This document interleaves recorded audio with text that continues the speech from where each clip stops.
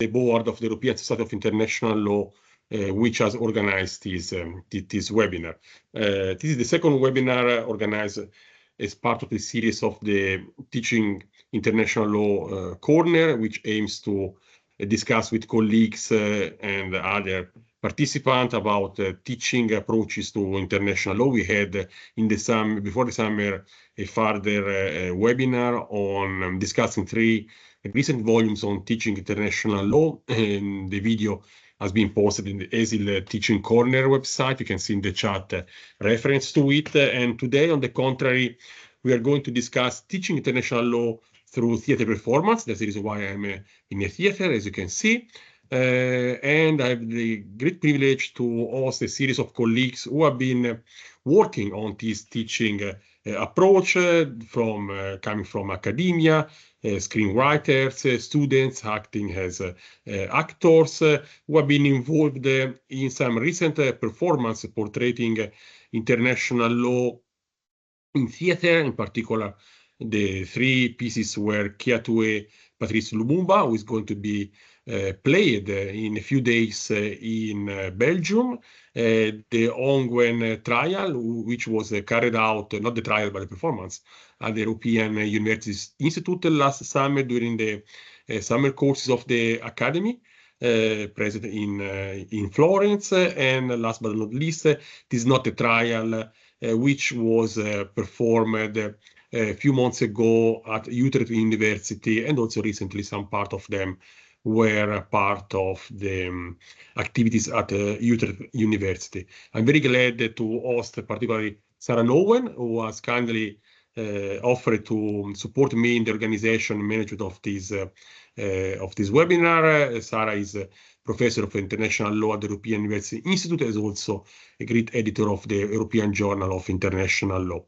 We have a fantastic stellar line of speakers. They include Uriel Abogso, who is student from the Universiteit Catholique de Louvain, Emiliano Buis, professor at Buenos Aires University, that I really thank for being here regardless of the very time difference, which makes it very early in the morning for him.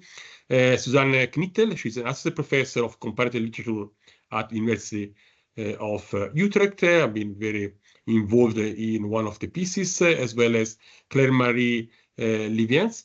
She's a jurist, but also an artist and co-director of the Compagnie du Magic Land Theatre in Brussels.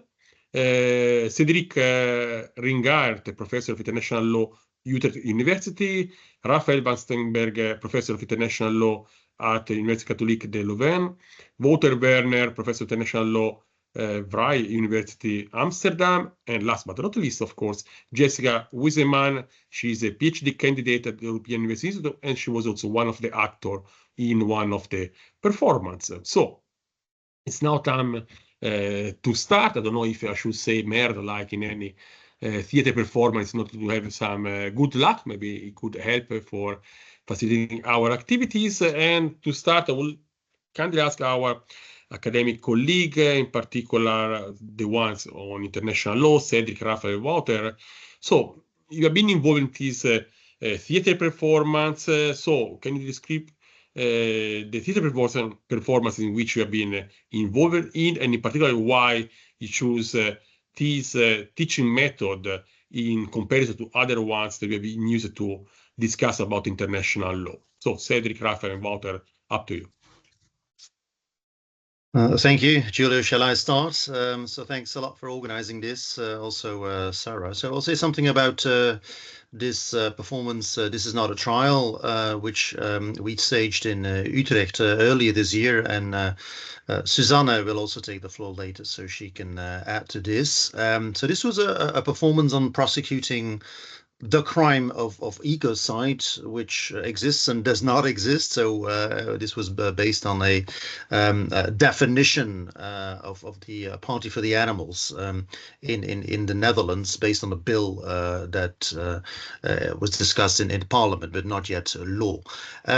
So this was a public performance. Maybe it's important to emphasize this. We staged it twice at a theatre in Utrecht, in English as well. Twice it was sold out. night. We had about 200 attendees every night in June earlier this year. So this was a performance that involved our students of the LLM and Public International Law. We selected 8. But we also involved colleagues from humanities, professional actors, scriptwriter, theater director, and artists. But I'm sure Susanne will say more about this. So let me say a couple of things more from a legal pedagogical perspective. So this performance was part of an official course in the Masters in Public International Law. It's a course that I co-taught with Jérôme de Hemtien, known to some of you, I suppose, a lecturer in international law. 5 EC course for the entire academic year. I know that in many universities it can be challenging to create new courses, but in Utrecht we are blessed with some kind of umbrella course called Selected Modules of International Law. So each year we can offer new courses or mini courses. Last year we could offer this initially called a mock trial, but it became a performance. Now we have extensive experience organizing moot courts at Utrecht University, participating in these external moot court competitions. So this was the next step for us. But unlike a regular moot court, here students had to write their own case, and the case was written on the basis with input from a number of societal partners like IUCN, Bottom Line Project, and Eco Justice, formerly Stop Ecocide International. By the way, the case was about environmental harm caused by a mining project in Indonesia, and it involved a Dutch corporation, and the case was before a Dutch judge. So just so you know. So Jérôme and I, we coached the students, but mainly in the early part, the written part, the memorials, and those memorials formed the basis for the script, which was then turned into, an actual usable script for a performance by a professional script writer. So then there was a public performance. Students were coached by theater professionals. So as lawyers, we were less involved at that moment. I think what sets this apart from regular moot courts is really the public dimension. Moot courts typically take place in a closed setting, and you would have a classroom or you would have a closed competition, but we staged a public performance, so everyone was invited, and the idea here was also to raise awareness, public awareness of ecocide, but also raise awareness of the complexity of holding persons legally liable for ecocide. So we also focus very much on developing the arguments of the defendant corporation, so that it was not guilty beforehand. So these were just a couple of reflections from my side. Thank you. Thank you, Cedric. And now Raphaël. Yeah. So thanks a lot. Thanks a lot for inviting me to this discussion and for the question. So if you don't mind, I will express myself in French because as the other members of the team, you know that the performance, the play is in French. It's Qui a tué Patrice Lumumba, and I also think that French is important language for the society and for the scientific exchange. So I will do it, but if there are questions in English, no problem. We'll answer those questions. So, quel est le sujet de la pièce de théâtre? Donc, la pièce de théâtre concerne l'assassinat de Patrice Lumumba. Et Patrice Lumumba est le premier ministre de l'État congolais indépendant qui a acquis son indépendance le 30 juin 1960. Et en réalité, la pièce de théâtre parle de l'assassinat, mais plus largement parle des événements qui ont précédé l'assassinat, et les différentes périodes historiques qui ont précédé l'assassinat pour bien comprendre le contexte de cet assassinat et les raisons finalement qui ont conduit à cet assassinat. Donc la pièce aborde successivement la période qui est une période pendant laquelle, la première période pendant laquelle le Congo est la propriété de Léopold II, donc depuis le congrès de Berlin jusqu'à la période où le Congo devient une colonie de l'État belge, donc de 1885 à 1908. Ensuite, bien sûr, on examine l'exploitation du Congo à cette époque. Et puis alors, on aborde une deuxième période, qui est celle du Congo comme une colonie de l'État belge, également avec toutes les souffrances donc, vécues par le peuple congolais. Et enfin, on arrive à la période d'indépendance à partir du 30 juin 1960. Alors l'indépendance, pour ceux qui ne le savent pas, donc il y a une indépendance qui s'est passée de manière calme, pacifique, mais très rapidement suivie par des hostilités, par un conflit, et finalement très rapidement par l'assassinat de Patrice Lumumba en janvier 1961. Donc peu de temps après l'indépendance du Congo. Et donc, sur la forme, il s'agit d'un procès fictif mené par un tribunal populaire composé de 12 jurés, des hommes de couleur, donc 6 personnes en principe de peau blanche, 6 personnes de peau noire, qui discutent, qui présentent les faits et les questions que ces faits soulèvent. Notamment au niveau également juridique, mais on y reviendra. Et l'objectif final est de demander au public si l'État belge est responsable. Donc c'est une question de responsabilité générale de l'État belge en ce qui concerne l'assassinat de Patrice Lumumba. Alors, c'est pas moi qui choisis cette manière de former les étudiants au droit international. C'est finalement à travers la clinique juridique. À Louvain, il y a une clinique juridique avec la possibilité pour les étudiants d'effectuer un travail avec une association à la place de leurs travaux de fin d'études, à la place de leur mémoire, de leur thèse. Et il se fait qu'on a eu la chance d'avoir comme assistante de la clinique juridique Claire-Marie Lievens.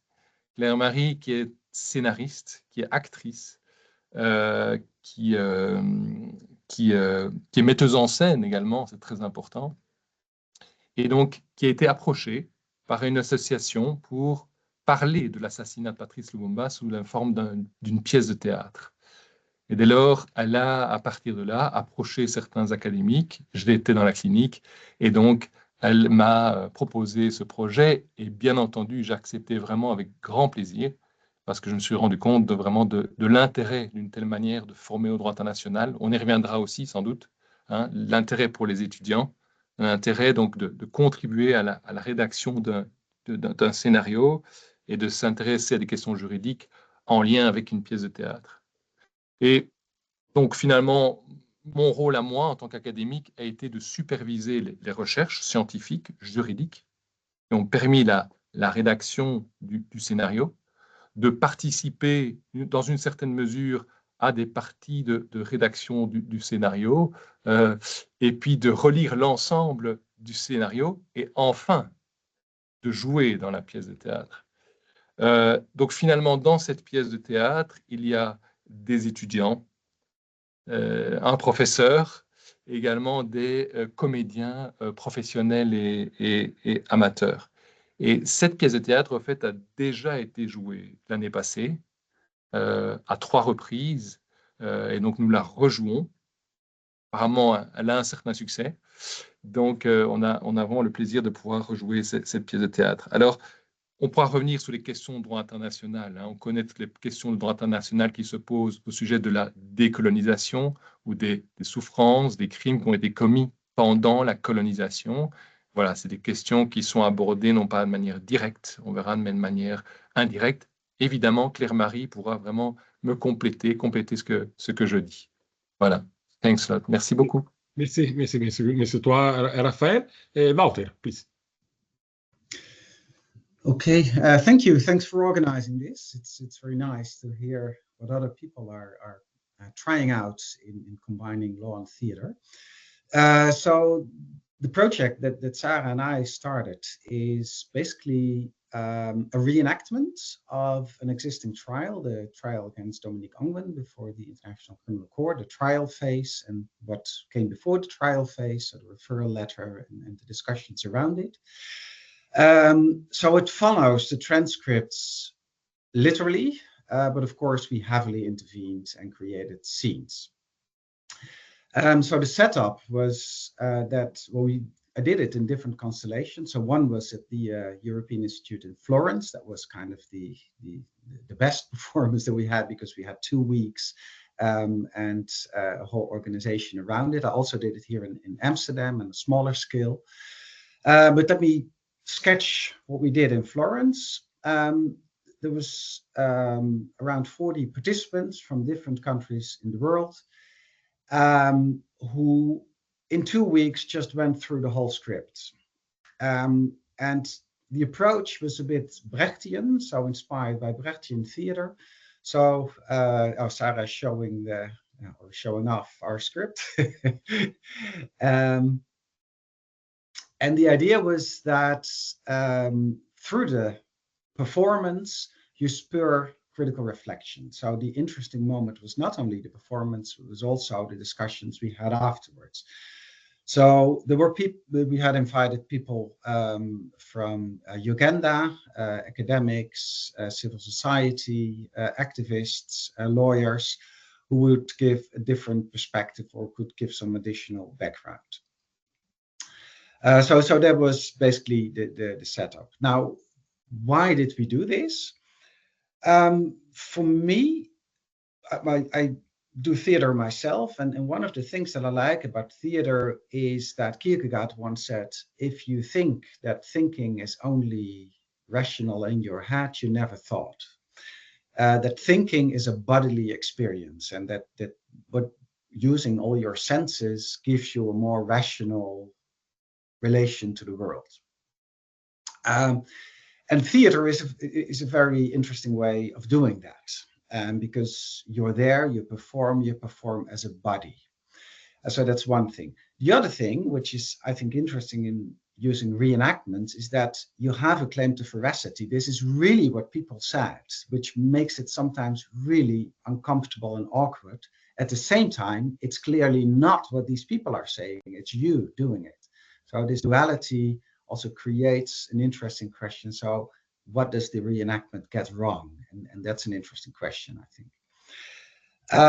And then thirdly, what I really liked about it is, just like in theater, the core question is not what is doctrine, what is justice, these kinds of big legal philosophical questions, but the very mundane question, what just happened? What did you feel? What did it mean? And from there, you go to these questions. So it's utterly mundane and practical. And sometimes the real big questions in a court case are about the lunch break and not about the interpretation of Article X or Y. And it makes sense and it is important. So I think these are some of the considerations. And for Sarah and me, it's also a step towards writing an introduction to the field, not through doctrine, but through the scenes, where we constantly introduce students to the field, not by explaining doctrine and categories, but by trying to make sense or nonsense of scenes, of events. Let me leave it at this. Thank you a lot, Wouter. Good. So one of the nice things that we are beginning to see is immediately the inherent interdisciplinarity that emerges when one put lawyers in a theater context. One needs the colleagues from other disciplines to help to make sense of the law. So we've heard already Raphaël explain about how Claire-Marie got involved. And Claire-Marie, you're both a lawyer and an artist, painter, screenwriter. Now we've heard Wouter is a lawyer but has a theater background as well. And then Susanne is very prominent in comparative literature and working on how societies remember atrocities. So naturally theater fosters these collaborations. But can you tell us a bit more about how you got involved, how this collaboration emerged, and what it was like to work with a bunch of lawyers? Should I start? Yeah. I would like to start by saying, first of all, thank you so much for this invitation. And already, especially what Wouter said, really resonates a lot with actually my own research and my own thinking. Very briefly, I've come to this investigation of theater and the law via my research, which is in the field of cultural memory studies and Holocaust and genocide studies. And I'm interested in the role literature, film, theater, museums, and other media and cultural representations play in how societies come to terms with mass violence and atrocity and trauma. And the question of who is a perpetrator of genocide or mass violence has been very central to my research for many years now. I have founded the Perpetrator Studies Network and the Journal for Perpetrator Research. So these are questions that I explore by looking at cultural representations. These are also questions I explore together with my students and my classes, and especially in the context of tutorials here at Utrecht. As Cedric already said, we are relatively free, especially in the master's program, to design small-scale independent study tutorials where we can actually also do interdisciplinary explorations. So the question of what are the limitations of the legal system, who is a perpetrator of genocide, questions of who can speak, who has a voice in a court of law, these are all questions that culture and art explores, and I explore with my students. And more recently, my research has turned to the genocide-ecocide nexus, to the connection between colonialism, genocide, and ecocide, and that's what I explore in my ERC project also. So via that, I started talking to colleagues here at Utrecht, Daan van Oom, who is a green criminologist, and Cedric and Jerome, who are working on the concept and question of ecocide from these different dimensions. And we began by really having a lot of meetings and workshops where we just try to talk to each other and understand how we all think about the concept of ecocide from our different disciplinary perspectives. So getting to know each other, getting to know each other's perspective, each other's way of thinking, and forming knowledge was very important. And that took a long time. Our project was a 3-year trajectory. It was relatively clear. It was clear relatively soon that we wanted to do something like a mock trial, and actually we wanted to do something more than a mock trial. Really involve the public. Really involve my own students, artists, a screenwriter, and what I enjoy especially about this particular ecocide discussion is that it includes a speculative dimension. Wouter was talking about reenactment, which I've studied a lot, and which documentary theater also, which works with existing text and documents, and what happens if these things are said again in an artistic, creative setting. But a mock trial in our ecocide context was more like a pre-enactment. It enacts something that doesn't exist yet and that looks forward and speculates about the courtroom of the future. And that's where it became very interesting also for us to involve artists who would be then in charge of an artist duo. They are musicians, actors, performers who explored and envisioned what it would mean for the non-human dimension of an ecocide case, the animals, the rainforest, the trees, to have a presence in a court of law, and how difficult that can be. So that was a very important dimension for us. And the other important dimension that we wanted to bring in was the historical dimension, the long colonial history. Cedric already indicated the case that we chose is nickel mining in Indonesia. So there was a historical colonial dimension also to our case. We opted for a fictional Dutch company and a fictional CEO, but everything about the case was researched by our students, by our societal partners, IUCN especially, who work actually on nickel mining in Indonesia. And we wanted to find a way to bring in the deeper historical dimension and the longer temporal dimension into this play, which we also did by means of creative interludes. So what happened was that we did the mock trial in sort of chronological order. And the students were basically acted their own parts, their own future selves as judges and attorneys. But the proceedings of the mock trial were constantly interrupted by this creative dimension, by the past sort of erupting into the present courtroom, by the Maleo bird, which was one of our animals, our more than human presences, suddenly taking the stage and disrupting the court proceedings and just being there, sort of a disturbing element. And like Wouter also explained, we had a Brechtian dimension to it, meaning that the fourth wall was constantly broken. So we had a narrator figure who would, or several actually, who would turn to the audience and speak to them and explain what was happening, ask them to reflect on what was happening. Yes, very important for us was to bring in the emotional dimension already in the performance, where the Maleo bird, for example, is mourning its own extinction. The Maleo bird is one of the species threatened with extinction in Indonesia due to, among other elements, the mining activities. And there was a musical element to it, a singing element to it, and invited the audience. That is just one example of how we brought in also the emotional dimension to mourn for this species on the brink of extinction. I'll stop here. There's more to say, but I'll do that later. Thank you.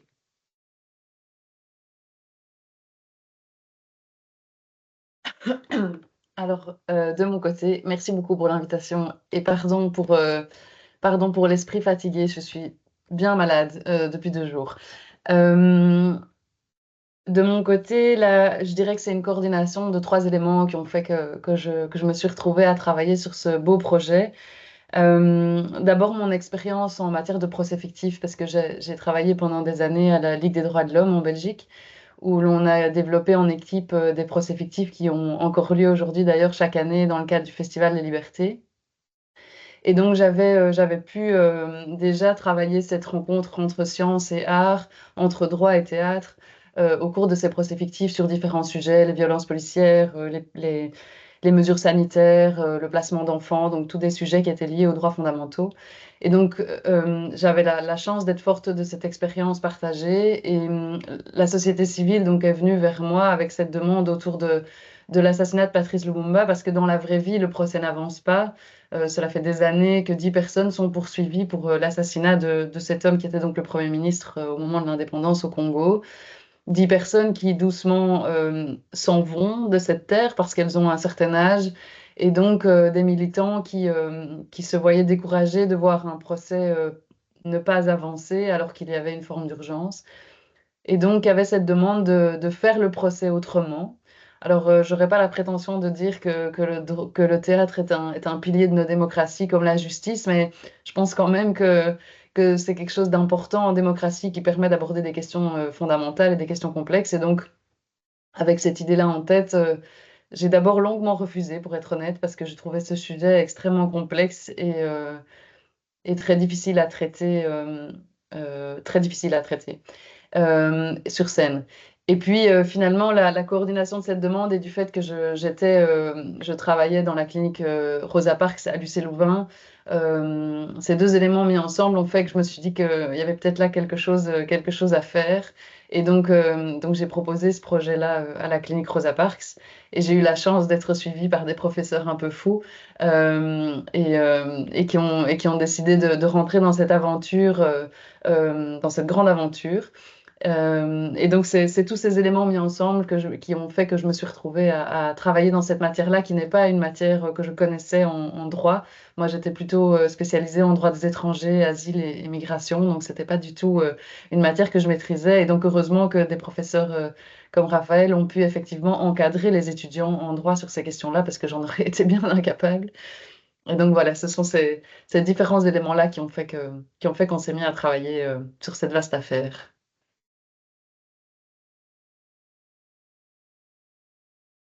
Merci Claire, Marie, pour ta participation aujourd'hui. So we have seen how international professor, but also academics and experts from theater experts are of course key for making these activities. We have seen also from Claire the need to mix and match different expertise, but of course also the primary focus of these didactic activities, because these were teaching activities, is of course made by the audience, which is made by students who have been actively engaged in studying international law through different activities, acting as actors, as artists. In our case, we have Jessica, who has said is a PhD candidate in international law. We also have Uriel, who was a participant to the legal clinic at the time. So, of course, this is not the sort of skills you might expect from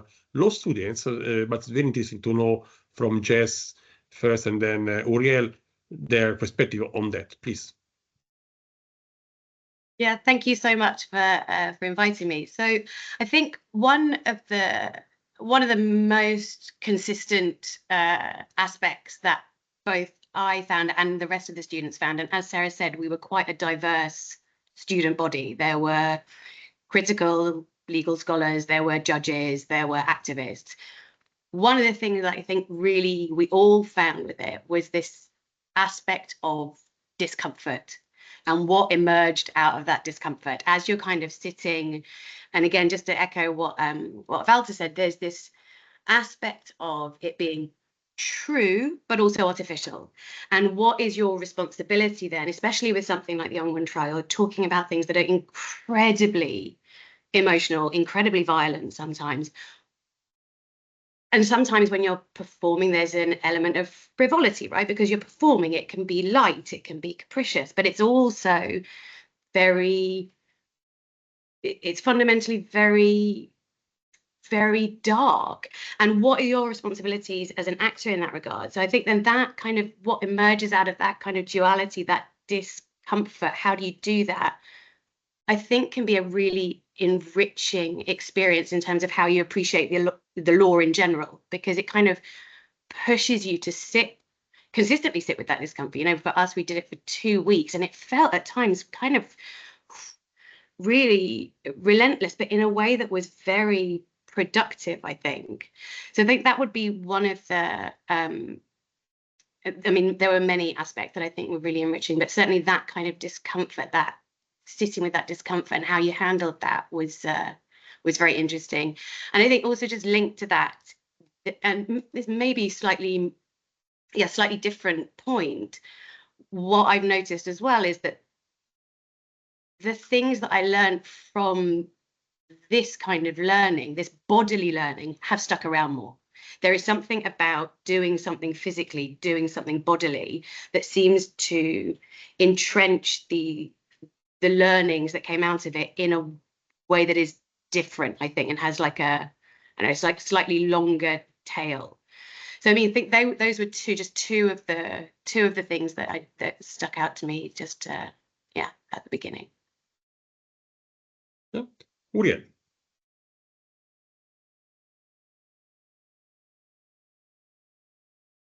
Merci beaucoup pour l'invitation. Donc, se lancer dans ce projet, on ne peut pas y être prêt en tant qu'étudiant.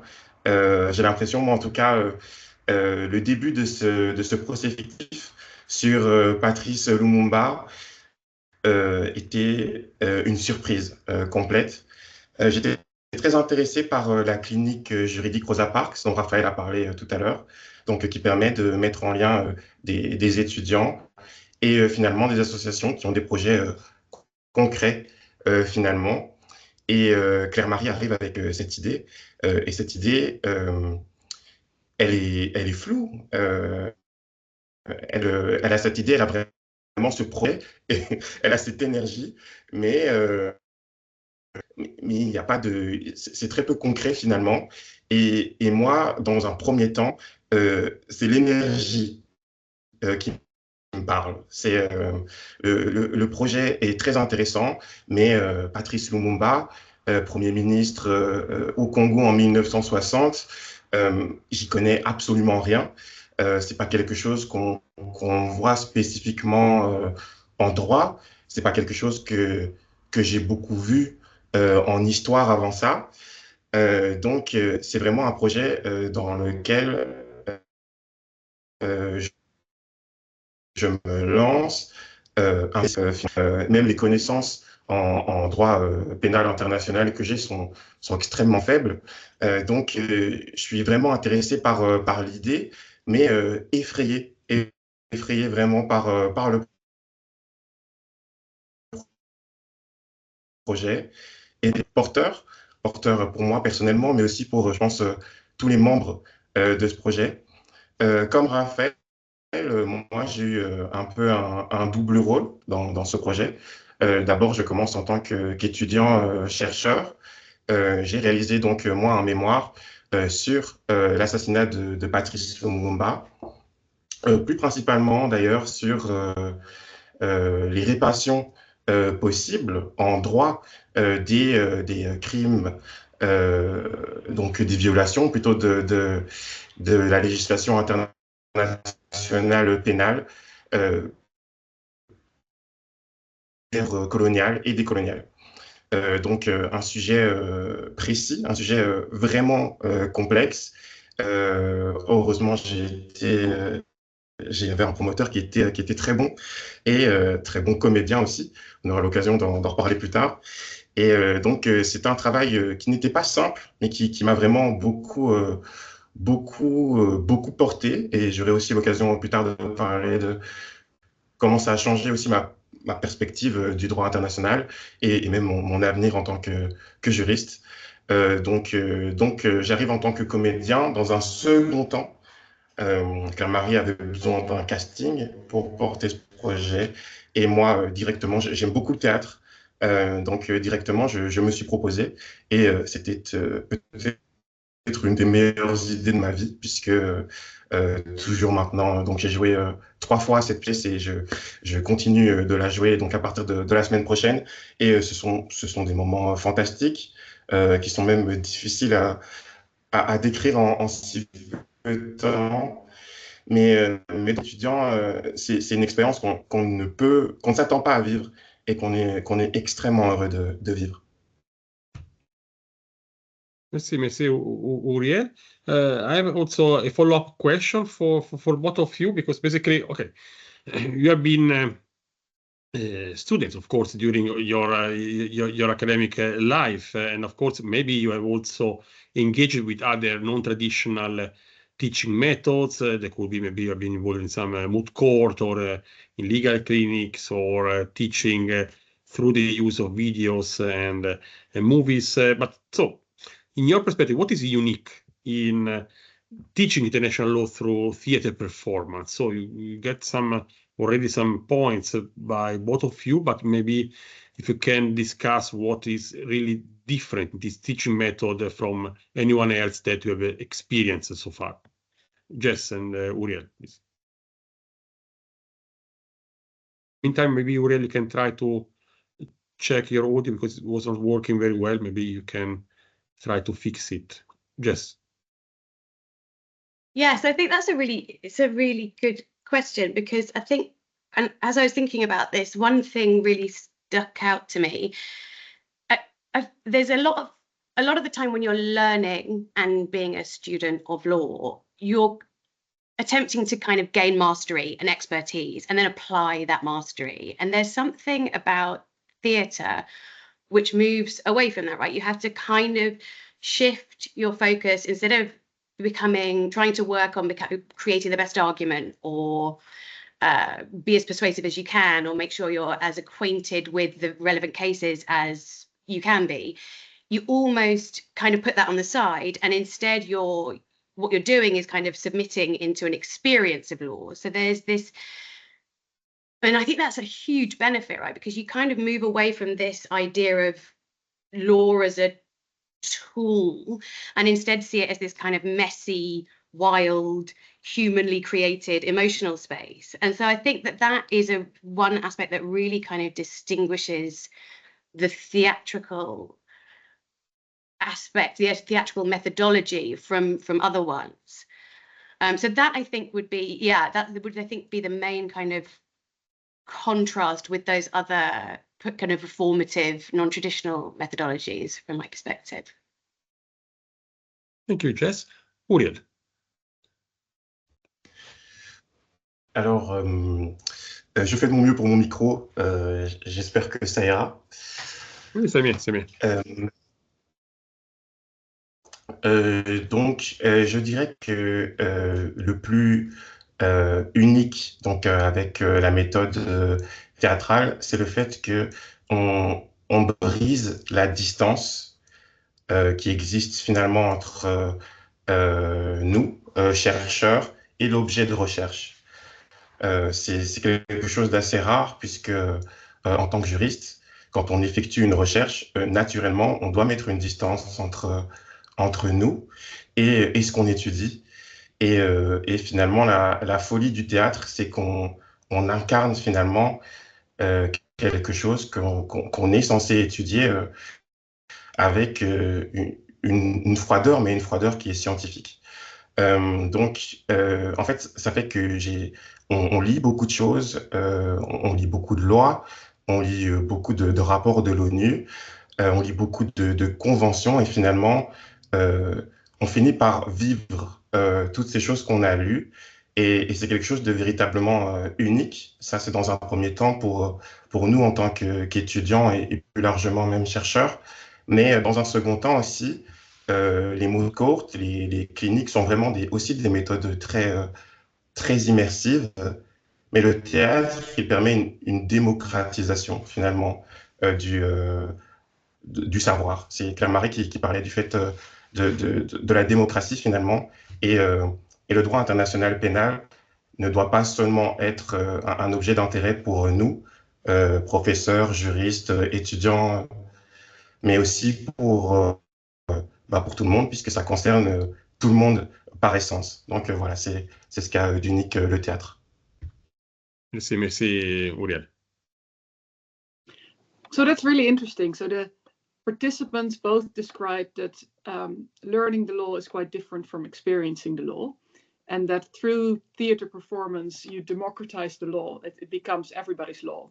And I wondered for those, Claire Marie and Susanne, who've been involved in making this, did your perception of international law change throughout the process? Did you see international law differently afterwards? And what do you think the public may take away?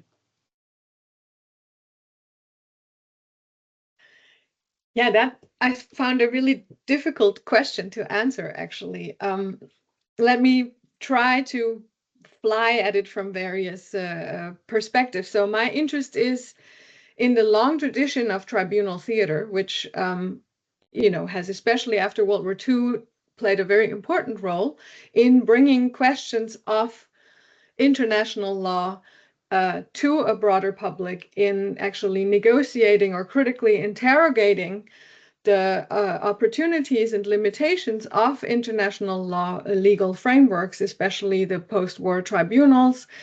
And this is what I've been studying in my research, how theater and tribunal theater provides a space to critically interrogate the existing system, but perhaps also reimagine how it could be otherwise.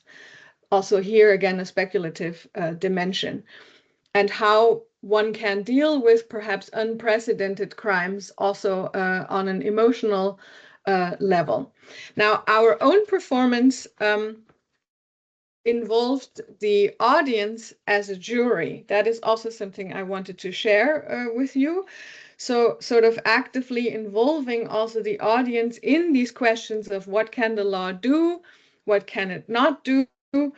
And what we did was we ran online questionnaires after the performance, where we asked the audience to vote on the guilt and responsibility of the CEO and on the guilt and responsibility of the corporation. but also asked them about different degrees of liability and also their certainty about their own answers. And that was very interesting to see, because after having watched our performance, our audience was, relatively uncertain actually about their, judgment. And that actually was something we had wanted to achieve, to show the complexity of it and that it is not so simple. Oh yeah, the CEO is guilty and then we're done and we can all go home. So that was a very interesting insight that we had hoped to achieve with our audience, and we're very pleased to see that it did work, that we were able to make things more complicated, so to speak. We showed the questionnaire showed, for example, that there was quite some uncertainty about the guilt of the CEO. Much greater certainty about the guilt of the company. And then it became more complicated with questions about the responsibility of individual consumers, which was very much a dimension of our more creative and dramatic elements of the play, because we had a whole discussion between two consumers who had just bought their electric vehicle and were celebrating, and then slowly that celebration turned into doubt about whether they are actually contributing now to environmental harm elsewhere.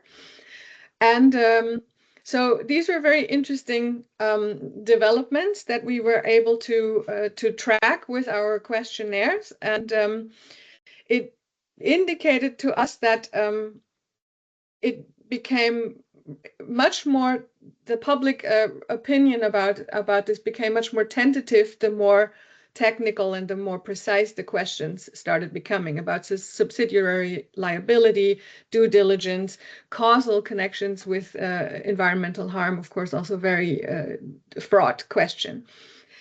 And then I want to conclude with saying that the performance has had quite some ripple effects, because we did several public showings, and also last week we showed the recording of our performance to an international audience at our conference, which was composed of not only legal experts, but people from the humanities and also from activist groups and NGOs.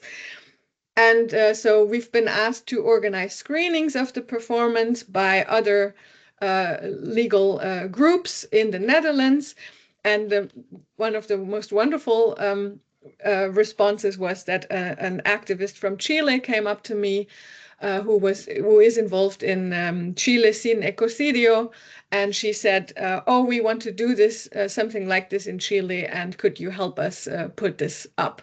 So I think it can plant a seed for an inspiration for other institutions, for other universities, colleagues, to do something similar, to find a case of their own and get their students to engage in perhaps writing theater. For my own practice, I'm starting to think about, because my own students, what we do is we discuss existing theater plays and analyze them and look at how successful they are in doing what they're doing, but I'm thinking about what would it be to ask students to actually write some theater plays, and perhaps in collaboration with law students. I think that would be a very interesting way to take this further.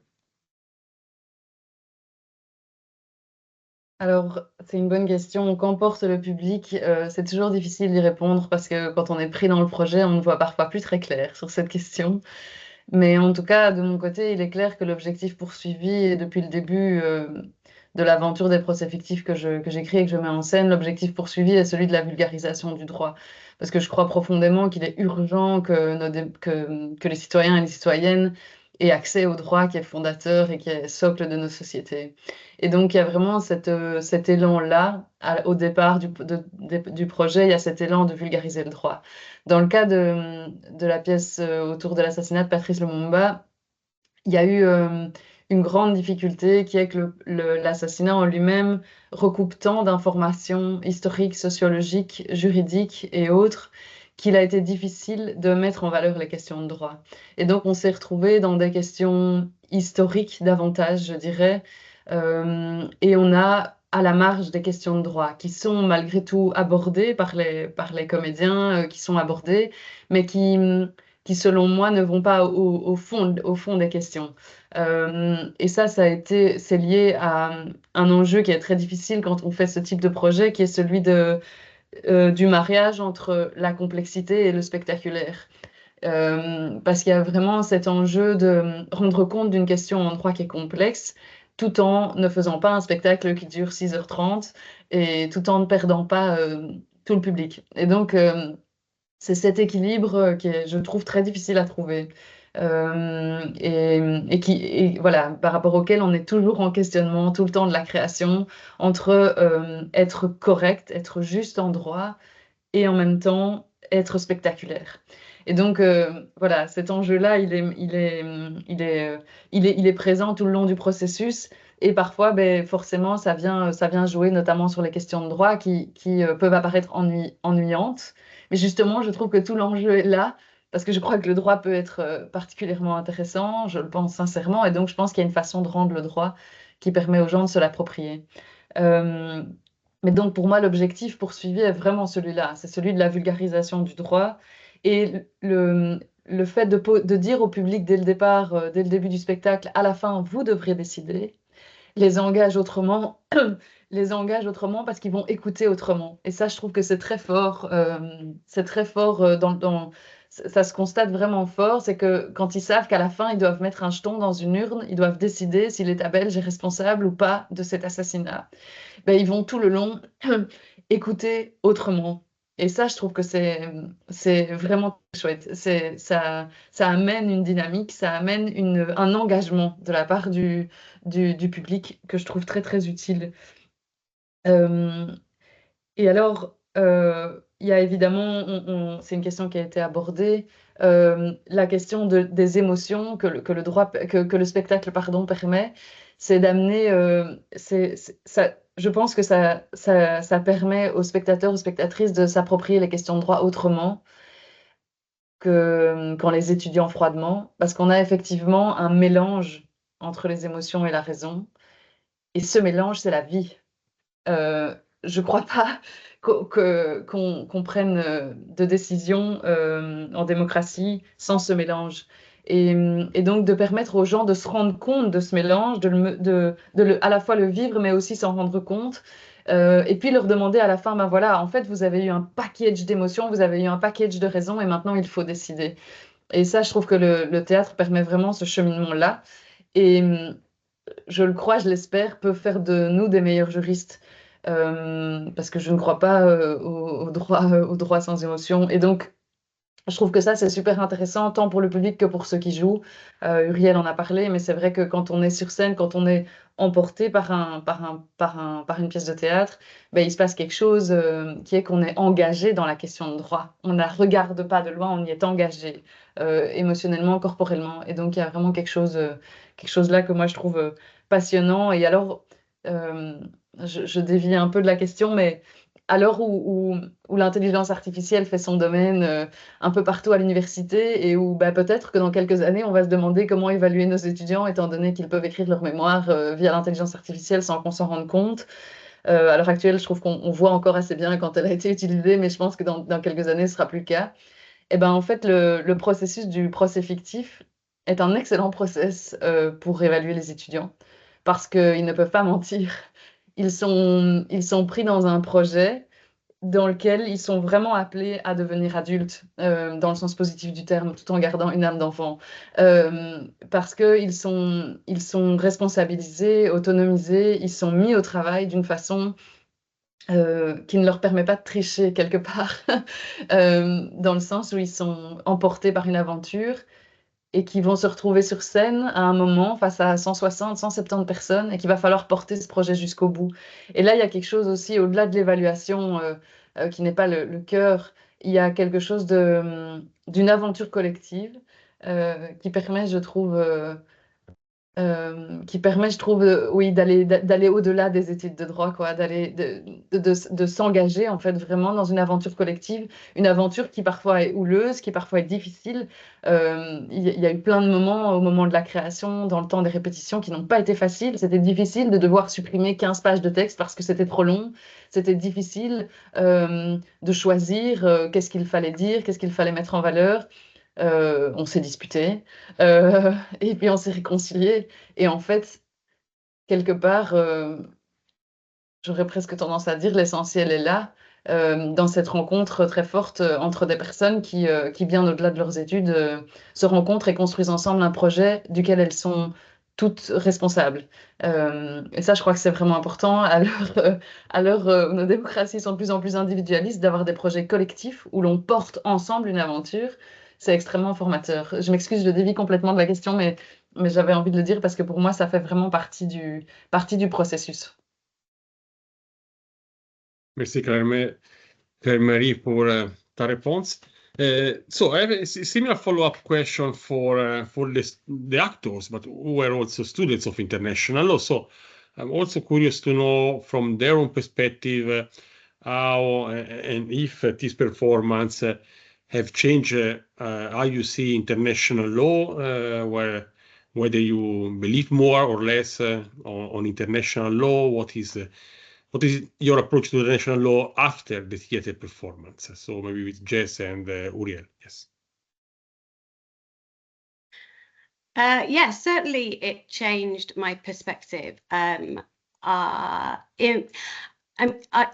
came into it probably from a more critical perspective than maybe some of the other students, but I can also say that this happened perhaps even more dramatically with some of the other students who perhaps hadn't had such experience in kind of critically appraising international law. But I think one of the things, and this kind of echoes what Claire-Marie was saying, one of the things that really stuck out to, I think, me and all of us actually, was the role of emotions, right? And moving away from this myth of international law that is really sturdy, really rational, really neutral, very much exists out there and is divorced from emotions, and seeing performing makes you see just how fragile that myth is, how emotional law is. How human it is, how messy it is. And so I think that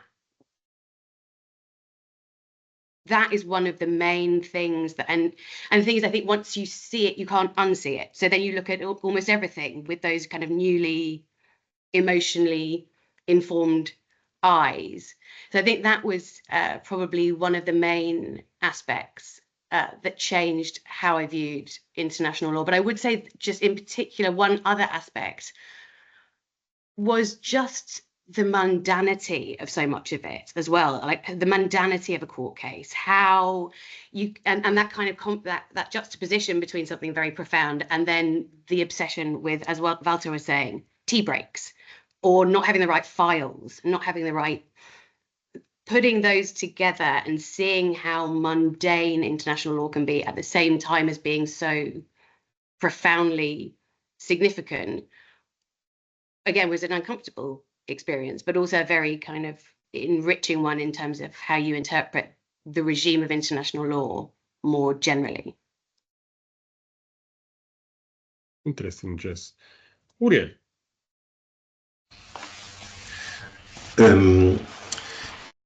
C'est dur de passer en dernier pour répondre à cette question parce qu'on a l'impression que tout a été dit finalement. Comment ajouter le droit en fait est vraiment extrêmement humain, et le droit international d'autant plus quand on voit l'actualité. On comprend que au-delà des questions légales qui peuvent être complexes, intéressant, je crois que c'est surtout une question de vie, en fait, de vie humaine. Donc, c'est des choses vraiment dont on prend conscience quand on fait un projet comme celui du procès fictif. Ça, c'est clair.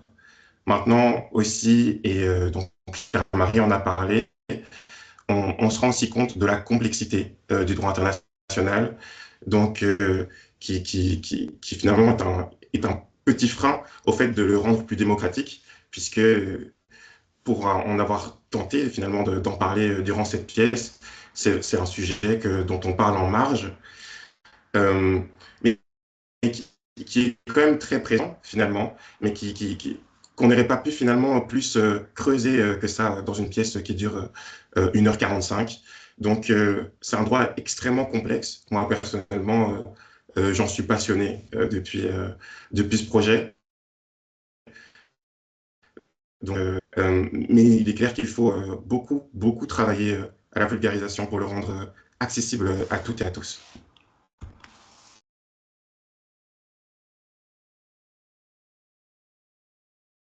So we've heard about lots of emotions and also about the challenge of the mariage entre complexité et le spectaculaire. So complexity, spectacle. I wondered for the lawyers who were involved in organizing this, so Raphaël, Cedric and Wouter. How do you respond to the skeptics who say this is way too emotional, this is too personalized, too dramatic, and therefore not realistic of what international law actually is? Perhaps we do it in reverse order. So Wouter, do you want to go first, and then Cedric, and then Raphaël, just to mix it up? Okay, thank you. Yeah, my first temptation would be to say, oh, your question makes me so sad, but I'm not going to do that. And because it's two things that are being said here. So on the one hand, it's not realistic. On the other hand, it's too emotional and too personal. Well, as to the realistic one, the easy answer would be, well, that's just BS because we do a reenactment, so it's more realistic. But I don't think that is the more interesting. The more interesting answer would be, ours is reflexive artificial, whereas doctrine is unreflexive artificial. And I think the artificiality of theater is exactly what is interesting. So it's all what anthropologists call twice behaved behavior, right? There is no ground reality. And in theater, this becomes the topic. So I think this is really interesting, and also gives you a sense of what is it that we do as lawyers. As to the emotions, seriously, my response would be, I hear that this concerns you. So this shows that emotions do have a place. So we better give them the place that they deserve, because if we deny them, they will raise their ugly head somehow. And before you know, they reproduce existing patterns. So it's better to acknowledge the role of emotions, not to embrace them all. There are stupid emotions and there are rational and sensible emotions. So let's talk about that. So that those would be my responses to that. And the last response would be, if emotions really wouldn't play any role, then, well, let's AI take legal decisions, right? But there is something about this whole thing, the mundaneness, the absurdity, the humaneness that is utterly legal as we know it. So that would be my response. Let me say a couple of things about complexity, if I may, not to make it too complex. But I mean, Sarah, this question is really important for us, has been for us involved in This Is Not a Trial. So in this field of ecocide, in fact, there are other productions as well. And Susanne, she can say more about this. There's even a movie, right? A German movie called Ecocide, and most of these performances, the movie, they have a dramatic arc and they have entertainment value, basically. But we had the distinct impression that they were not necessarily very strong on the law. To just give you one example, the movie Ecocide, which we also saw part of it. We have German policymakers, for instance, standing trial before the International Court of Justice, which is, of course, quite dubious because states stand trial and not like individuals. So it's interesting as an experiment, but we wanted to have the law right all along. So that was the starting point for our performance. And Susanne has already explained this. Our performance aimed to test, so it's forward-looking, to test a new legal definition of ecocide. There are different definitions going around, but we picked the one submitted by this Dutch Party for the Animals. And the member of parliament who submitted that definition, Lambert van der Raan, he was also involved in the project, albeit indirectly, and he told us, I want you to grill the definition via your performance. So that was really interesting, and we really took that seriously. Does that definition actually work out? So that was also one of the aims of our play. Now, coming back to the legal dimension, this ecocide definition, as any definition of an international crime for that matter, consists of different elements. So you have material elements and the mental element, and then they fall apart in sub elements. And that was really central to the performance. So if you look at the performance and also the script of the performance, that's based on 2 memorials, 2 judgments written by our students, very thorough legal research behind the script, and they really unpack the different elements, and this also returns in the performance. Of course, we were aware that just having a static legal trial may be relatively dull. So there was always this awareness. So and also the awareness that if you're not a lawyer, you may struggle to comprehend all the intricacies of the law. So that was a long discussion that we had, and Susanne, she can say more about this as well from her perspective. But I think at one point we decided to strike a balance after many meetings, and the idea was to have a basic skeleton of a legal argumentation with some rhetorical flourishes, of course. This is a theatre, this is a performance, and we coupled this with testimonials from local people in Indonesia. And Susanne already referred to the bird, so we have an onstage presence of a bird. We have windows that were played by professional actors who highlighted personal struggles, for instance, regarding consumer choices. Susanne referred to that. Also, the relationship between a CEO and his daughter, you could say it's a bit sentimental or emotional, but we kept part of it not that long as it was initially planned, because we want to have the law central, and that seemed to work. So I think the windows played a bit on the emotions of the audience, but not just to play on the emotions, but to highlight the personal responsibility of everyone, and I would call that localizing international law in a way, calling on or referring to the local dimension of international law. So deep down, we also may have a responsibility, although we may not be legally liable. There is this thin line between responsibility and liability. But we always make sure that these windows were basically supporting the key legal argument. And I don't think legal argumentation needs to be very complex. I think lawyers like complexity, and I think you can distill a legal argument down to its essentials in a comprehensible way for lay people, and still maintain its basic legal accuracy. And I think the trick for us was then to structure the argument effectively with on-screen support, that this is now this material element, this is now this mental element, like different chapters in the trial and the performance, so that the audience follow well. So I think this is what enabled us, I would say rather successfully, but of course I was a member of the team, but we were able to tackle really difficult issues like extraterritoriality, sovereignty, corporate parent subsidiary relations, actus reus, mens rea, due diligence obligations, that all worked out somehow. And I had the distinct impression that the audience understood what this was really about. So it's really doable.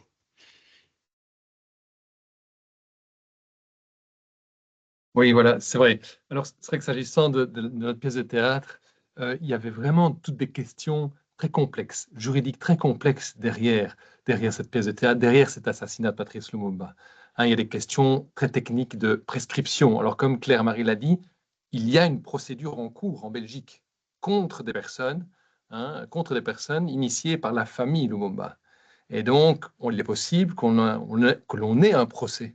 Et donc, des questions comme la prescription de l'action publique.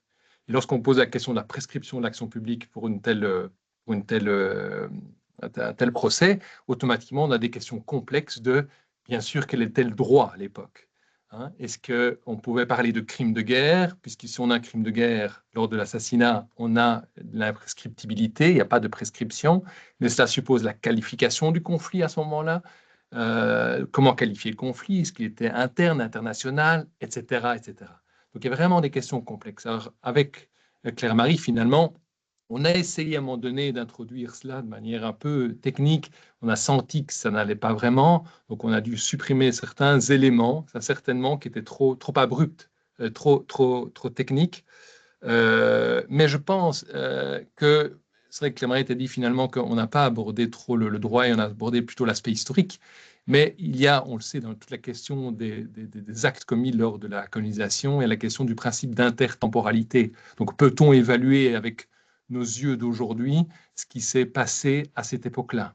C'est vraiment une question donc fondamentale et très importante.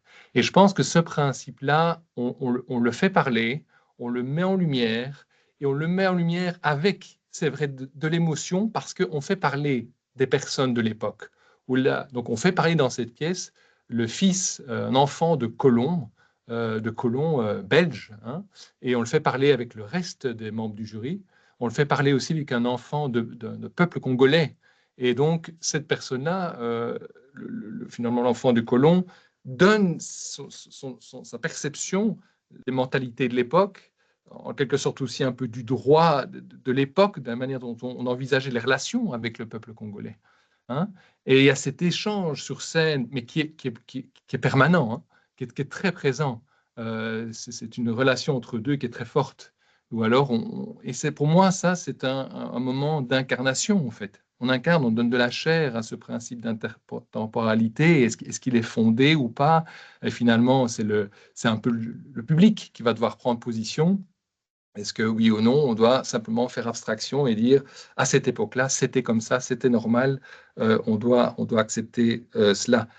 Et je pense, c'est ça, qu'en incarnant des principes comme ceux-là, ça permet parfois au public de mieux le saisir, de mieux le comprendre. Mieux qu'un exposé, qu'un simple exposé qu'on pourrait faire à un cours de droit.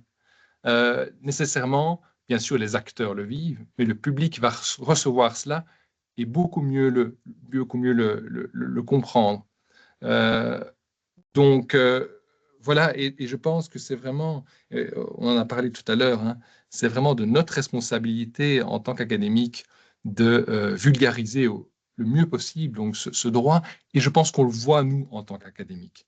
On le voit lorsqu'on parle aux médias, on le voit lorsqu'on parle aux associations, aux ONG, on le voit lorsqu'on parle à des non-juristes. Hein, je pense à toute l'actualité en droit international pénal actuellement, les mandats d'arrêt, etc. Il y a une forte demande. Il y a vraiment une forte demande du public de comprendre ce qui se passe actuellement. Et je pense que pour notre pièce, ce qui était intéressant, c'est qu'en Belgique, c'est des questions très sensibles, évidemment. La question de l'implication de la Belgique dans l'assassinat. C'est vraiment des choses très sensibles. Et donc là, comme disait Claire-Marie, le théâtre a permis d'aborder ces questions-là sous l'angle théâtral. Et on a senti qu'il y avait un intérêt. Bon, ça revient maintenant. Il y a par exemple une bande dessinée qui vient d'être publiée sur l'assassinat de Patrice Lumumba. Il y a un film qui est sorti, de Soundtrack to a Coup d'État, qui est aussi sur l'assassinat de Lumumba. Donc on sent aussi un intérêt à comprendre cet assassinat, à comprendre l'implication de la Belgique. Et donc c'est une manière de répondre aussi à cette demande. Et voilà, dans nos tâches d'académique, on peut avoir un panel d'activités. On a nos projets de recherche en recherche fondamentale, hein, tout à fait abstrait. On a nos projets de recherche en recherche sciences appliquées. Et puis finalement, on a cette vulgarisation qui est vraiment très importante. Et on y répond justement. Et je pense que cette pièce-là y répond à nouveau en incarnant des principes juridiques qui sont parfois complexes à saisir comme ça de manière théorique. Et je pense que voilà, on a réussi, je pense, à ce niveau-là. Voilà. Voilà, Raphaël. So I have a follow-up question for my academic colleagues, international law guys. So basically, we also heard from Claire how sort of plea for having more teaching more theater performance, also for assessing students, to involve them in such activities. But I would like to ask to Cedric, Raphaël, and Wouter, so what are the challenges that you might anticipate in integrating theater performance into academic and teaching activities? It could be a matter of course, resources, time, but also skills, and also the need to get support from non-legal experts. So maybe Cedric, Raphaël, and Wouter on that. Thank you, Giulio. Let me start. I mean, this is a key question, and let it be clear, this is an experience that we would like to repeat. We still need to have a couple of follow-up meetings to discuss that. Now, students loved it, the audience loved it, and so did we. But the thing is, it's a lot of work, right? It's not just a lot of work for the students, but it's a lot of work for us as well as academics and also our societal partners. As coaches, scriptwriters, theater directors, producers, stage designers, what have you, different roles. First thing is that you need lots of meetings, right? It's interdisciplinary collaboration, but also collaboration with artists. So you need to find the time. I don't think we thought it would be so much work, Susanne, but correct me if I'm wrong. But it was very gratifying, of course, but it's time intensive. Now, so often as an academic, you will do that like more or less in your free time or in your research time, unless, of course, the university is willing to give you FTE for that. Yeah, that will be relatively limited normally. Now, at the same time, I have to say that I find it quite gratifying that the university gave us moral support and publicity. So I think what we did in Utrecht was seen as something very original by the university and by its overarching research program. So we got kudos for that, and that was really made explicit as well. So regardless of the time we got or the money we got for this. Now, one of the key challenges now is I mean, this project has come to an end. So we got funding from Pathways to Sustainability, which was is one of the flagship programs of our university. So it comes to an end this month, basically. So moving forward, the next step for us is to find the resources. And if you want to make serious theatre, I mean, that's the experience I have. I'm not a theatre person, but I learned this last year. You must almost inevitably hire some professionals alongside the students.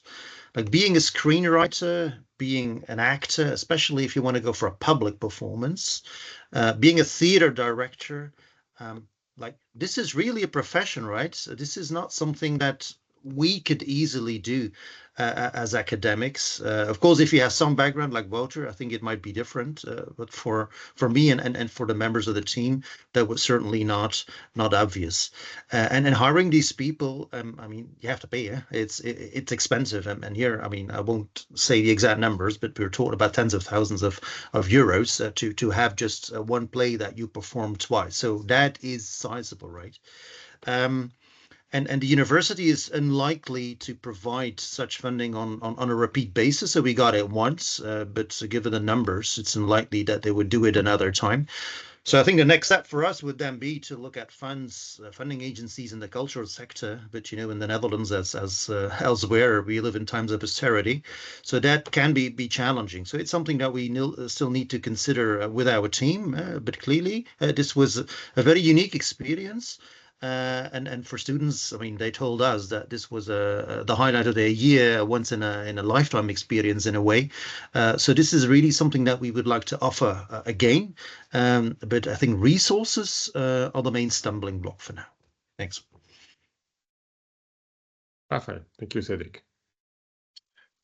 Oui, c'est ça. Je pense que je vais répéter des choses aussi. Mais donc, je pense qu'au niveau du fond, de la matière, que ce soit aussi en droit ou interdisciplinaire, on a les compétences, on a des académiques, on a des chercheurs qui peuvent nourrir la pièce de théâtre au niveau de la substance.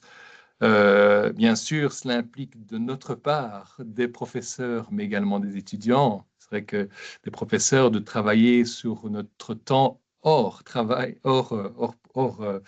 académique. Donc, c'est bien sûr les soirées, des soirées de répétition lorsqu'on est acteur. C'est vraiment consacrer de son temps libre à cette pièce de théâtre. Donc c'est vraiment une question de temps et de charge de travail vraiment très importante. Bien sûr, peut-être que l'université peut reconnaître cette charge de travail pour diminuer d'autres charges, en forme de reconnaissance.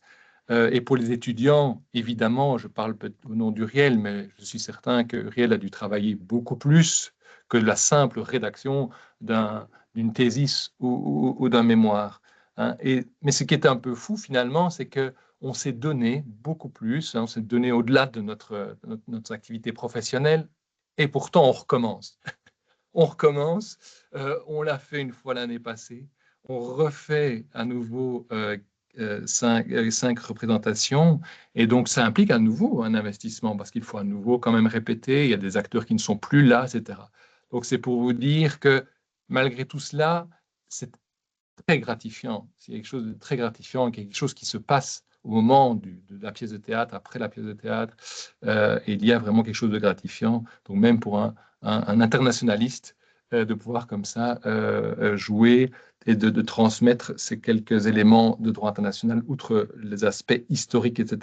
Alors bien sûr, comme disait Cédric, il y a une question de tout l'aspect théâtral, donc la compétence théâtrale. On a eu, je l'ai dit, une chance d'avoir Claire-Marie qui était assistante de la clinique juridique. Ce n'était pas son rôle.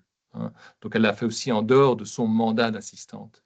Donc, il faut nécessairement là avoir des financements parce que les académiques ne peuvent pas s'improviser metteur en scène, scénariste, c'est pas possible. Donc, il faut des financements, et peut-être que Claire-Marie pourra compléter, mais justement, Claire-Marie a obtenu. Hein, on a la possibilité d'avoir des financements ici à l'UC Louvain qui s'appelle Recherche-Création, et donc Claire-Marie a postulé à cela pour pouvoir continuer l'aventure avec des étudiants dans les domaines notamment de droit international pénal. Donc, on a cette chance-là de pouvoir continuer dans ce sens-là. Au niveau des acteurs, c'est vrai, il faut certains acteurs.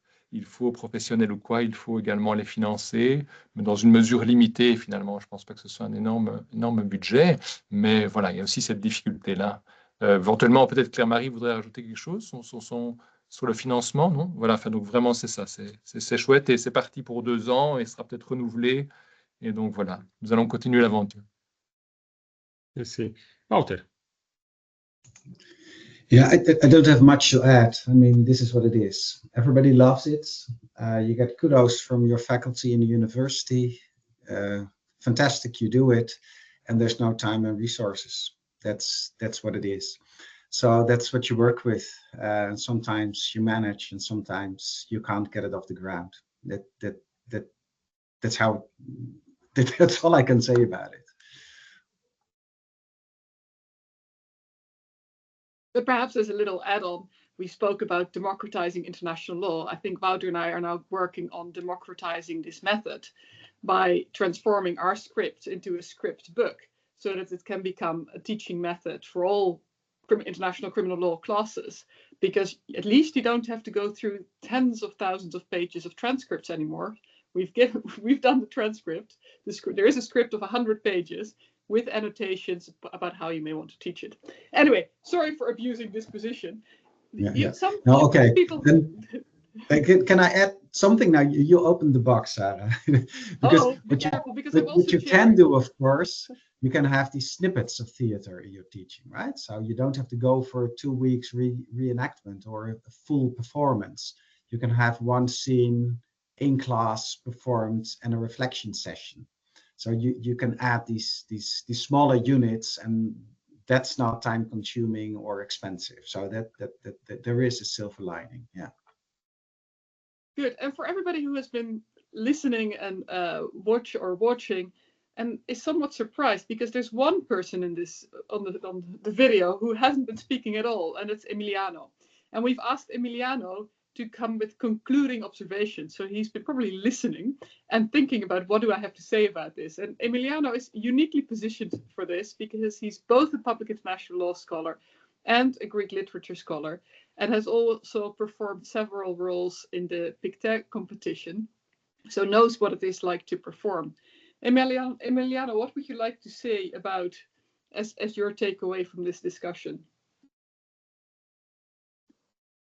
So first of all, thank you, Sarah, thank you, Giulio, for this opportunity to engage in in this very rich discussions and to invite me to offer some concluding remarks.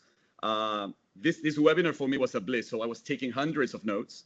I do have a lot to say, but I will try to limit my comments to some notes I had also previously taken. As Sara said, I'm a chair of international law here at the University of Buenos Aires.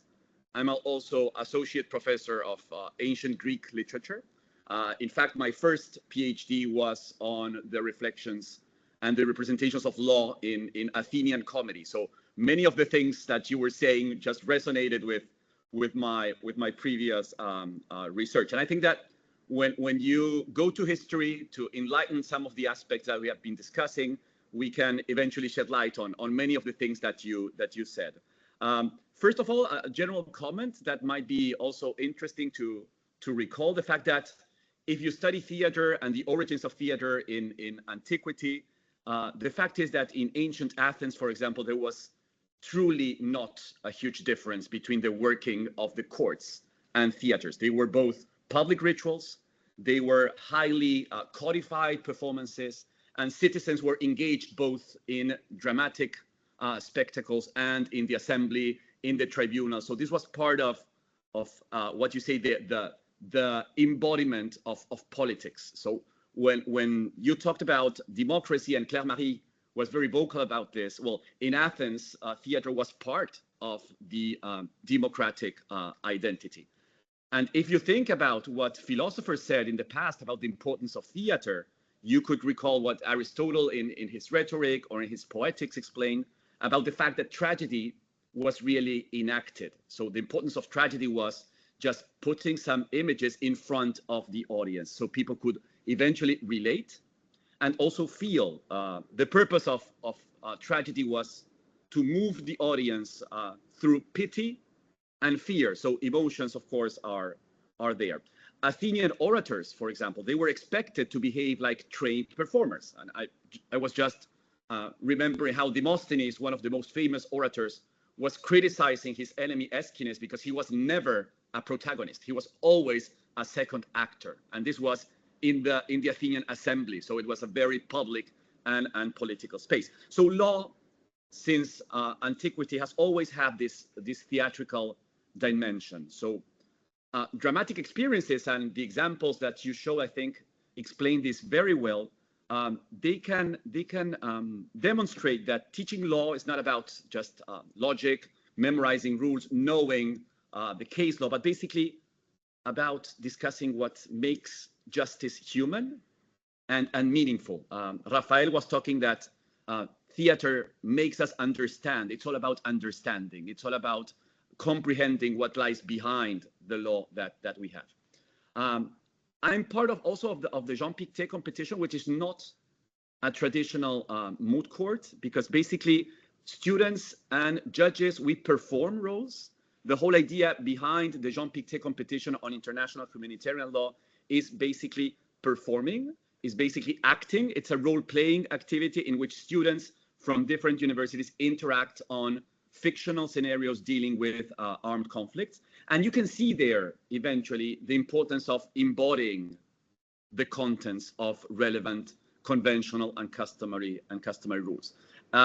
Jess was talking about discomfort. Well, the whole idea behind this sort of role-playing is just taking students not only out of the books, but also taking students out of their zone of comfort, their comfort zone, to place them in very different positions. So they have to decide whether they can bomb a specific target or not, whether to negotiate the release of hostages, how to address civilians who are suffering.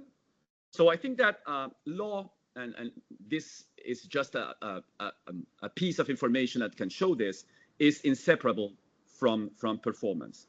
And of course, as you've all explained very well, trials before tribunals are theatrical events. They're performative. The Ongwen case, I was also thinking of the Almadi case, in which, of course, this emotional apology became a performance of remorse. So emotions are there because performance is there. And just putting something on stage means basically showing it from a different perspective. So all these examples you gave are not deviations from law teaching, but basically it's showing how law can work in action. So role playing, and I concur with what Wouter said. This is not just an artificial add-on on legal education. These are reproductions of what law actually is for those who are taking part of these legal experiences. So the challenge here is to show students that they have to learn not only out of the rules, but basically out of the affective, the rhetorical, and the cultural dimensions that makes those rules work or even fail in practice. So this is about asking about law's possibilities and law's limits. And I think that in that sense, international law, and this is not unlike Greek tragedy, always unfolds on a stage. International law is performed before an audience that needs to understand how international law works with real consequences. So to teach international law through this kind of performative experiences is not just to embellish international law, it's not just to show that international law can become a piece of art, but basically to reveal the essence of international law through specific experiences. And I think one of the most fruitful conclusions of what you've said is basically that this is a changing experience, both for professors and also for students who perform the acting. So thinking of international law as a teaching device through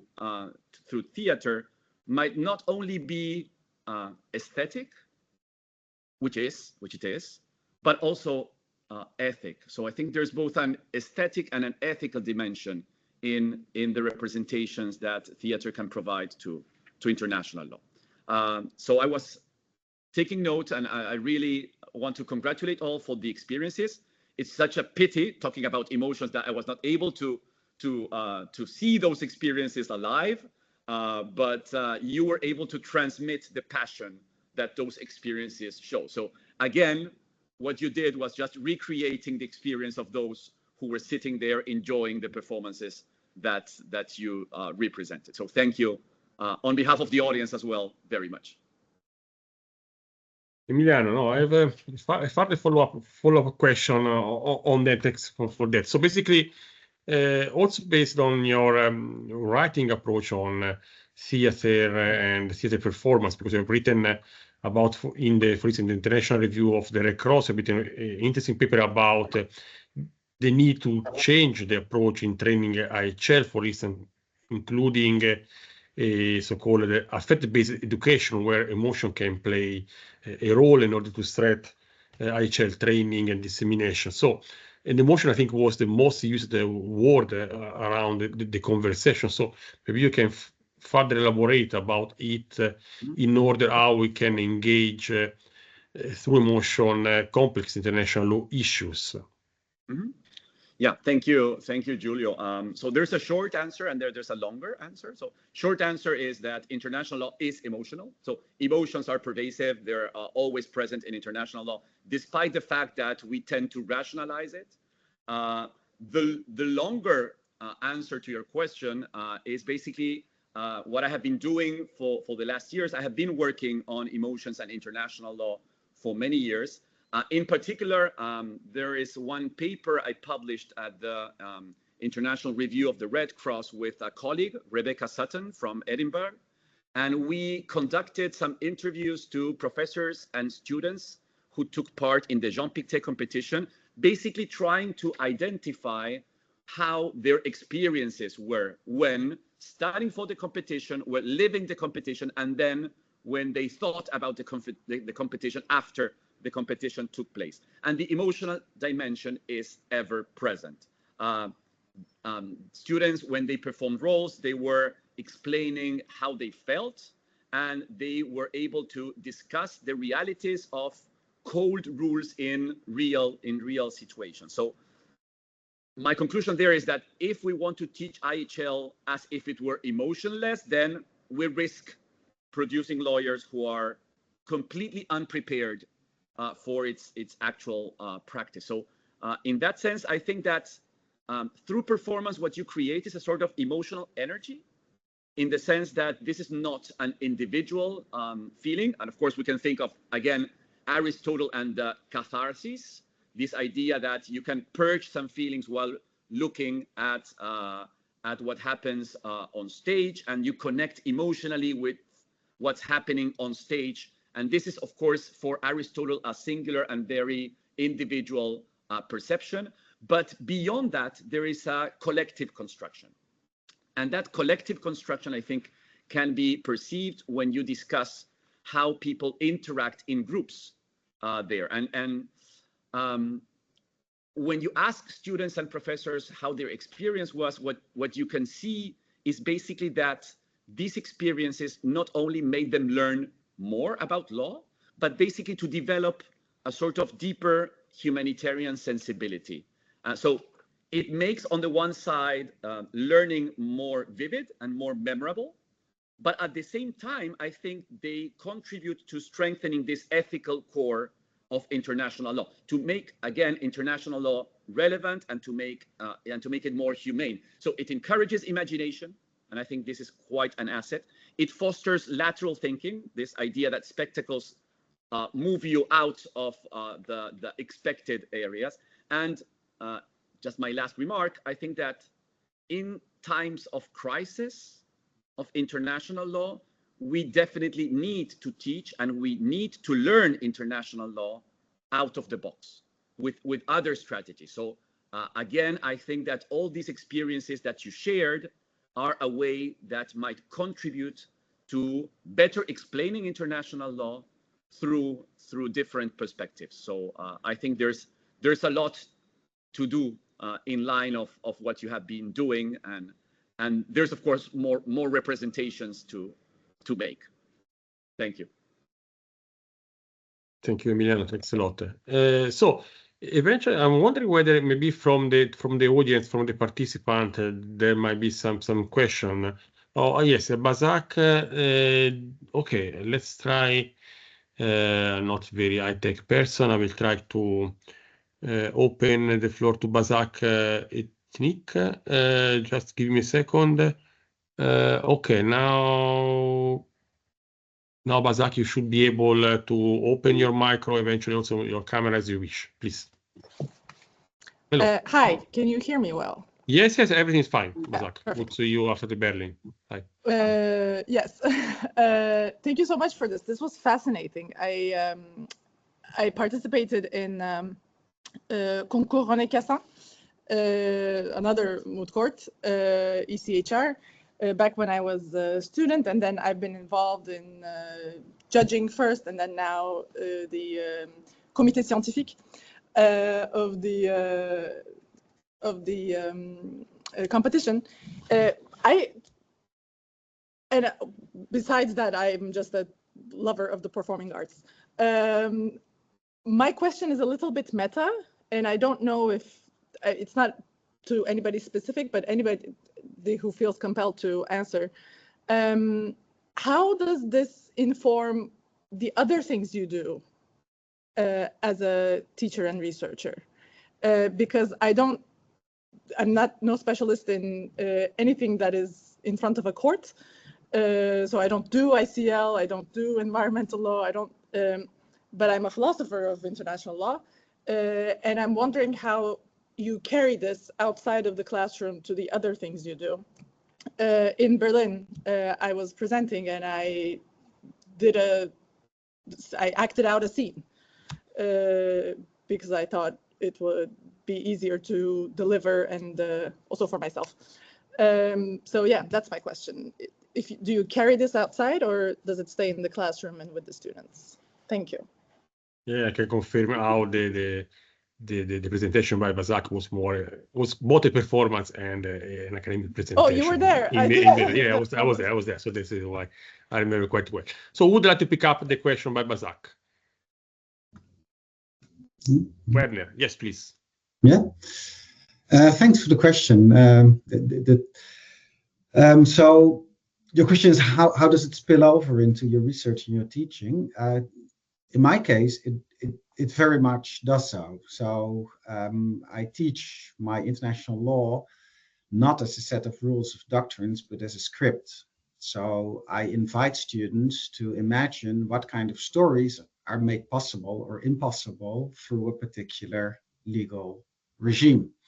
So who gets to speak and how do you speak, and who does not get to speak, and what is the narrative arc of what are the archetypes, the stock characters that we invoke.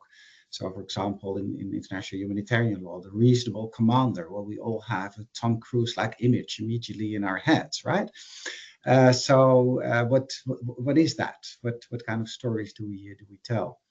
That's how we do it. And also increasingly in my own research. So 1.5 years ago, I published this piece on the absurd, where I thought, hey, there is a structural similarity between how lawyers try to repel the absurd and how theater writers introduce the absurd.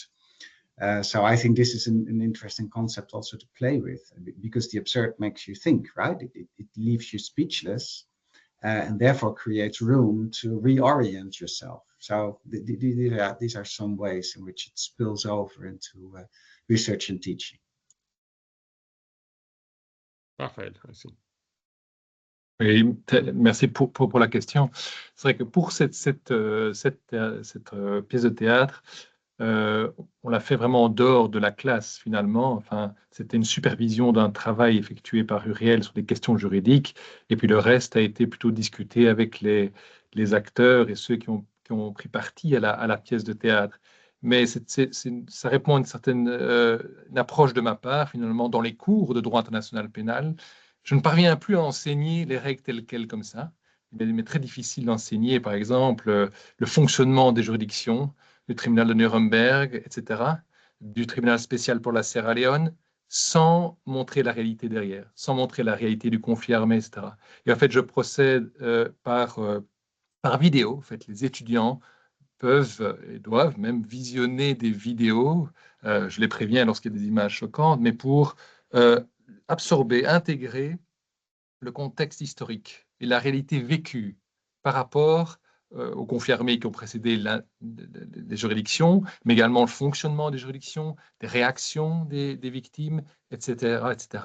Donc l'idée, c'est ça, c'est donner un peu plus de vécu par rapport à ces institutions et finalement à ces règles. Donc c'est pour ça aussi j'étais assez sensible à cette manière d'enseigner le droit international via le théâtre. Thank you, Raphaël, for that. So before ending, maybe I have a very last short question for short answer for everyone in terms of speakers. So basically, so far we have seen basically 3 theater performances were mainly engaged with mock trials, or in any case linked with trials and enforcement of international law. But I would like to ask to the participant whether they have a dream in terms of a theater performance in international law, which could also be on a different topic, not like on a different approach, not like a mock trial. So what would be your suggestion for your next piece of theater dealing with international law? I will start in this case with Sarah, because she was my great support in this meeting, and so I want to see where Sarah is going to perform next time and on what. Oh, the last part of the question is a bit too concrete. You were speaking first about a dream, so it's still more abstract. So at the moment, there's a lot of talk about the graveyard of international law, you know, Gaza being the graveyard of international law, but also international law dying in general. And of course, I mean, there are incredible attacks on the international law at the moment, and a lack of respect for international law, etc. But at the same time, there's still a lot of international law doing a lot of work. And I'm not saying whether that's a good or bad thing, but it is doing a lot of work. So I would like to be thinking, what would the play look like that shows how international law continues to operate on a day-to-day basis and structures our lives without us realizing that it's international law. So in the order of people in my screen, I have Susanne, and then Wouter, and then Raphaël. Yes, so I am interested in exploring more what happens when we go away from the script Everything we did in our performance was scripted, except for the performance of the artists who did the more than human dimension, and that there was an unpredictable element and a spontaneous ad hoc element in that. And I think that was very important, especially in the context of emotions, because at the end what happened, and this was not necessarily planned because we didn't know if it would work, was that everybody started singing, including the audience, together with our performers, which was an incredible moment. And so I would like to get away from the script and introduce more spontaneity into these things. That is one thing. And the other thing is I would like to explore other forms of law. In our case, because it was an Indonesian context, we wanted to also explore indigenous perspectives on the law, which we didn't have that much time to do and not the means. But this would be something very, very important. And that would take the form, for example, of a legal counsel or a council rather than a law and or a legal proceedings. Again, a very open-ended something, a very open-ended process. That would be my dream. Let's say the dream of Wouter. Yeah, what I would like to explore at some point is writing a comedy about international trial. So a farce or something that feels inappropriate because you can't laugh about it and still it's funny. And to explore that moment where you say you can't do this and yet I want to perform, I want to watch. And to explore that space that you open up by doing that. So why is it that we feel uncomfortable and yet think it's funny? Why is it inappropriate to act in a certain way and yet we all recognize this as a way that fits the persona? So that's something I would like to do, but I don't know whether I have the guts to do it. Cool. Raphaël, Cedric et Emiliano. Il faudrait même que je cède la parole à Claire-Marie, parce qu'elle a déjà des projets en tête qui sont vraiment très intéressants. Mais Claire-Marie peut devrait en parler. D'associer des juges dans un tribunal avec des chefs coutumiers, avec des personnes qui n'ont pas une formation de juriste, mais combiner comme ça ces approches juridiques et coutumières. Une chose qui pourrait être intéressante, on l'a un peu testé dans la pièce, c'est d'impliquer le public. On peut essayer d'impliquer le public en les faisant réagir, intervenir d'une manière ou d'une autre. Dans notre pièce de théâtre, c'est ça, on essaie de susciter des réactions du public, vraiment des personnes, en regardant, en les ciblant par rapport à certaines remarques, certaines réactions. Donc ça aussi, ça pourrait être une chose intéressante d'associer encore plus le public à la pièce de théâtre. Même notre pièce, en fait, se déroule dans un Magic Land Theater, qui est un théâtre exceptionnel, parce qu'on a une proximité là avec le public, donc c'est vraiment intéressant. Voilà. Merci, Cedric. Yes, thank you. I think in terms of topic, we would not necessarily repeat our experience with ecocide, and Susanne has also referred to it, maybe something on indigenous peoples. But even aside from the topic, I would like to say something about format. I think it's true that so far these theatre performances have basically been mock trials, and they're actually often about international criminal law, so a very specific subfield of international law. You have a defendant facing a prosecutor, looks a bit like an American courtroom drama, and I think a theatre performance could also reenact other settings and legal settings, international law settings. And I'm thinking specifically of a treaty negotiation. I think there's a lot of drama in treaty negotiations. You have late night deals, you have backstabbing, you may have some corruption, you have cheers and jeers. So maybe there's something there to explore. I'm thinking of the BB&J treaty, for instance, in the environmental field. So that's one thing. Another thing is the role of legal advisors, and I think Emiliano referred to that. That's his experience with Pictet. Legal advisors in ongoing military operations. And I was thinking myself, when we're preparing for this webinar, this Eye in the Sky movie of 2015, and some of you may have seen that, starring Helen Miller. And this is really about what is happening in the field. It was an anti-terrorism operation, and in a split second, you have to provide legal advice as a legal advisor. I think you can do that as well in a theatre setting. But that's, of course, a bit along the lines of Pictet, but then you would have it in as a public performance as well, which could really be interesting. Good. So Emiliano, and then we'll have Uriel, Claire Marie, and Jess. Yes. So thank you very much for that question. Well, I will draw on what Cedric just said. In my classroom in international law, we do some performance about the negotiation of treaties. So at the end of explaining the sources of international law, they have to just act in different roles, representing different states and trying to achieve a text. And in that sense, I think it's slightly more encouraging and hopeful than just analyzing also the responsibility out of trial. So I think they do believe in the possibilities of international law and how international law, which doesn't exist at this point, could eventually be created to regulate further. And secondly, I do believe, and you can blame it on my background, that coming back to Greek tragedies can enlighten a lot about what we think of international law. And listening to you, I was just thinking about Aeschylus. And in Eumenides, for example, Aeschylus shows very well, very subtly, without any explicit reference, that Athenian courts were created by the goddess Athena in order to try foreigners, which are under the hegemony of Athenian imperialism. So again, through very subtle references, you can just endorse an international legal regime. So I think that if we go back to those basic plays, there's a lot also to learn from them. Great. Uriel, please. Donc, nous, avec la pièce, on a eu l'occasion de parler des crimes coloniaux. Et on a parlé spécifiquement de l'histoire entre la Belgique et le Congo.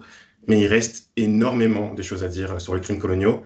Et donc, moi, je pense que là où j'ai envie de continuer, c'est de continuer d'en parler, notamment l'histoire, par exemple, entre l'Allemagne et la Namibie. Il reste encore l'histoire entre la France et le Cameroun, qui est encore très floue, et où il y a énormément de choses à dire. On pourrait faire encore vraiment des dizaines de pièces comme celle qu'on vient de faire sur tous les crimes qu'il y a et tous les problèmes que le droit international moderne, auquel le droit doit répondre, en fait.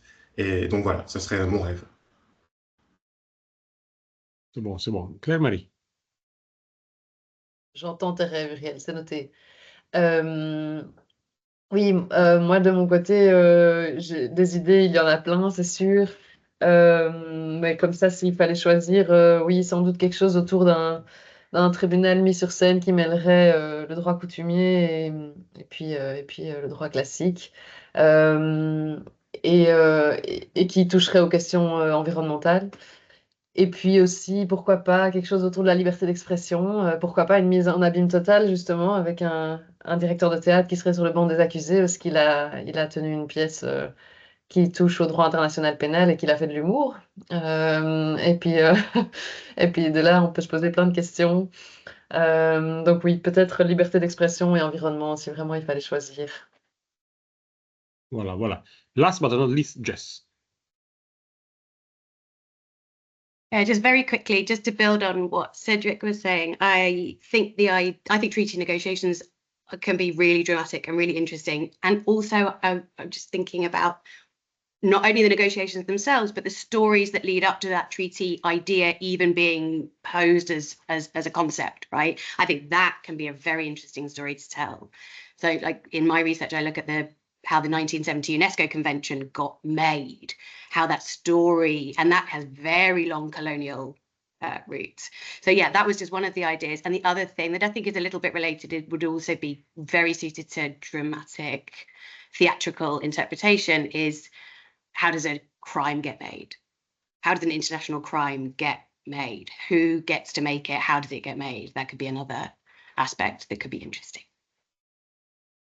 So we have plenty of ideas. Already have my agenda booked for all your theater performance in the next future. So keep me posted when you are going to perform. I just remember that next week the colleagues from UCL are going to perform both in Louvain as well as in Brussels. So buy your tickets as soon as possible. And I really thank all of you for this very rich and very interesting conversation that we had today. So thanks a lot, particularly Sarah, for co-organizing the event with me. And as I told you, see you next month. There will be a further webinar on mooting international law. So we'll discuss about moot court competition as well as role play and what might be the role in teaching international law. So stay tuned on the ESIL webinars on teaching international law. Thanks a lot for your time and your very interesting discussion. See you.